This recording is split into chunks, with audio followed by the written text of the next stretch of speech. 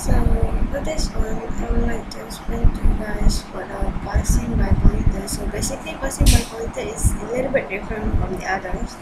So passing by pointer is actually we're passing by this one, declaring this number equal to 6, and then after that we are calling out the function back again into this value. So when we declare the integer number is equal to 9, first of all we will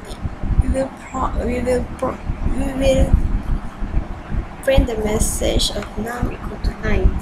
But then when we call back the function, it will take the value that we have declared before. So this will be like this.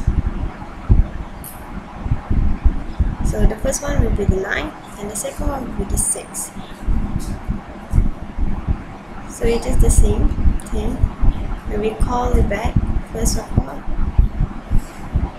it will be 9 and then we see out the num 6. So that's all.